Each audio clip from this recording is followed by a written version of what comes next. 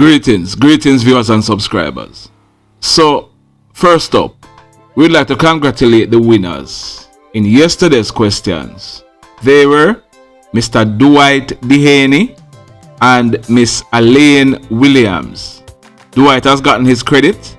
Elaine, you need to make contact to claim your credit. We dropped an instruction under your comment. Follow the instructions so that you are able to claim your credit. If we don't see you claiming your credit by today, then we are going to be awarding the credit to the next person. So today's video is sponsored by Conrad's Unique Fashion. Check with Conrad's for all your name brand clothing. They have the best and the latest in clothing and footwear. Conrad's, located in Savlamar. As you go into Savlamar, you pass Burger King, you pass that first plaza, then you pass Lies Wholesale, that Chinese establishment. Conrad's is on the next plaza. It's the first shop on the plaza. You cannot miss it. Check with Conrad's. You will not be disappointed. So in today's journey, we're going to be traveling from Lindos Hill in Westmoreland, and we're going to stop at Tarrington Crossing in Westmoreland. If you have not yet hit on the like button, don't bother wait until the video is finished. Hit on the like button now. That is all I am asking of you. Hit on the like button. This encourages us to keep on going. Subscribe if you haven't subscribed as yet. So today we have a few stories for you, but we are going to give you some updates first, because you know how we do. We carry a story. If we tell you that we are going to update it, yes, we are going to update it. One of the things with this channel is that if you miss a story, you're going to be missing out, because for every story we bring, look out for updates coming in the next story or the next story following that one. So yesterday we brought you a story of a man who was taken out at a place named Valencia Drive in Mount Salem. We have now ascertained the name of that man. His name is Mr. Sanu Larson. He was otherwise called Milo, and he was 26 years old. He was unemployed of a place named Ice Cream Shop, Rosites, in the parish of St. James. Milo, he was taken out about 8:30 p.m. along Valencia Drive in Mount Salem. If you want to hear about that story, you can click on the previous video. Moving right along. Now, we had also carried a story about a young guy. His name is Reyan Guthrie. He was 15 years old and he was from a place named Cuba in Mint Road in Grange Hill. Now, he was popularly called Sawdust. The facts surrounding that was that Sawdust, his father sent him outside to fill a bucket of water. Whilst he was outside, he was attacked by a lone gunman who shot him in his head and his upper body.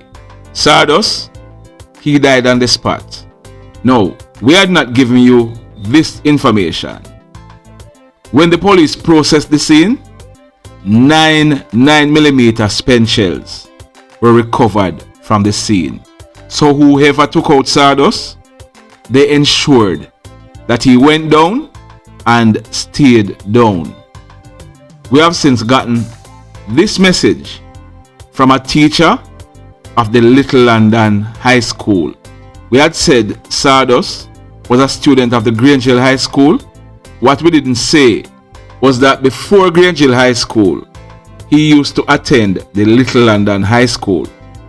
We got this message from a teacher at Little London High School. That boy Reyan Guthrie that you featured was a student at Little London High. When he was in grade 7, he promised a female teacher gunshot. Grade 7, you know, either 12 or 13 years old. The very next day, he took gunshots to school and showed it to the said teacher.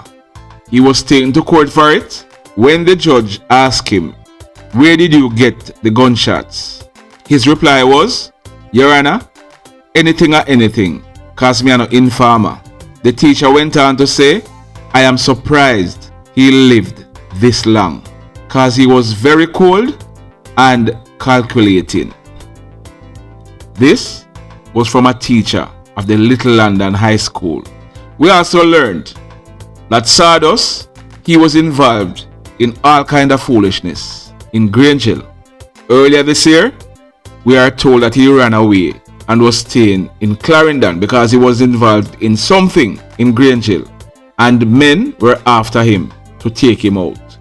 He ran away and was in Clarendon and was even working on a construction site.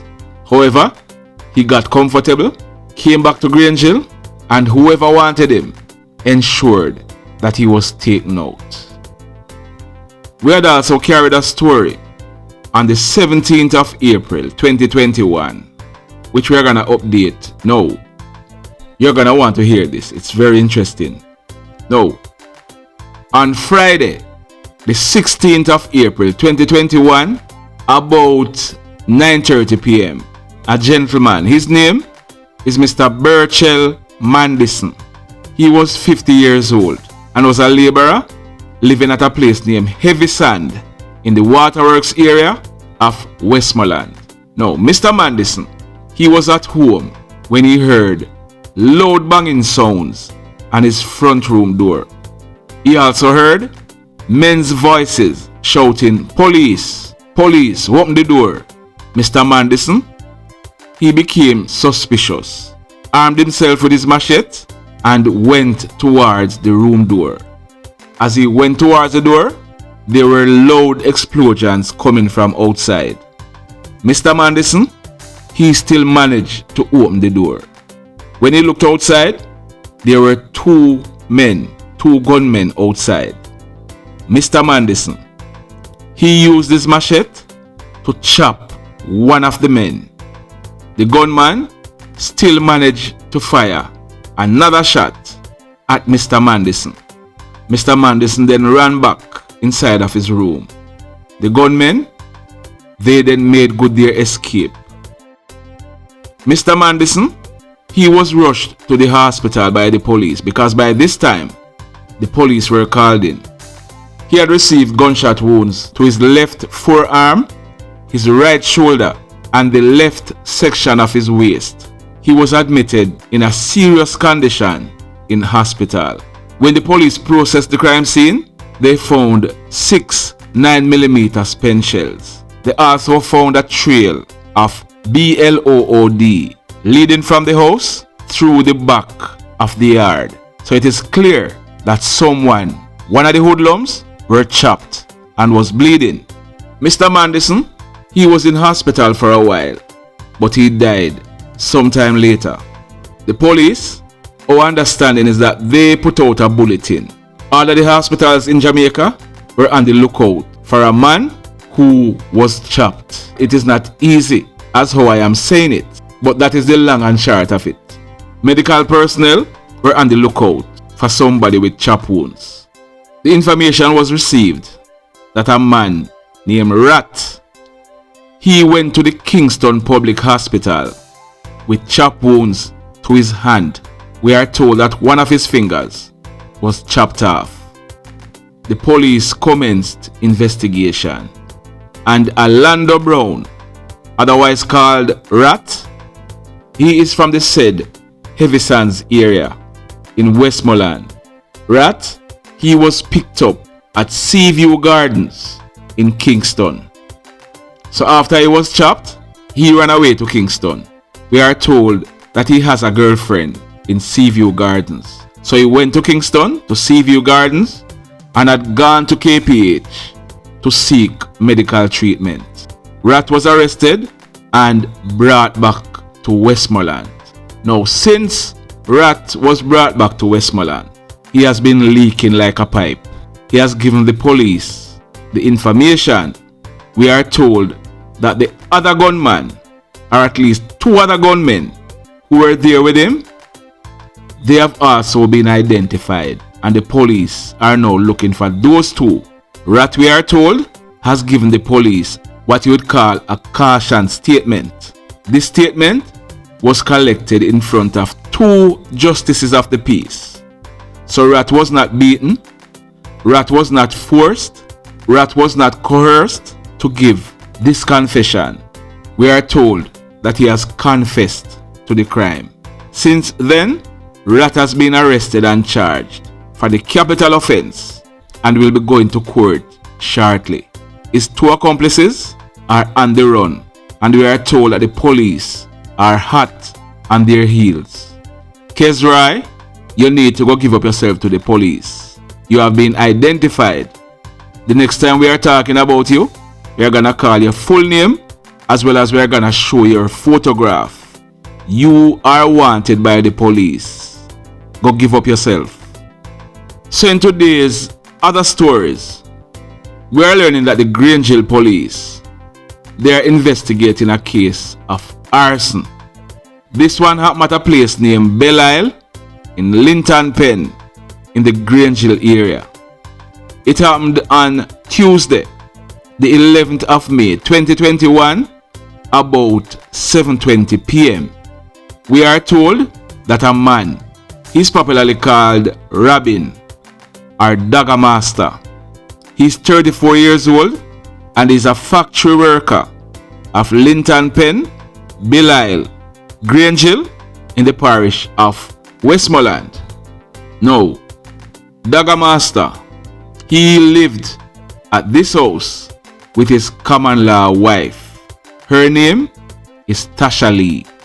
They were at home when it is alleged that Tasha Lee, she accused Dagger Master of having a relationship with another woman.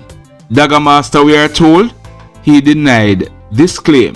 Tasha Lee, it is alleged, demanded that she need money because she's leaving.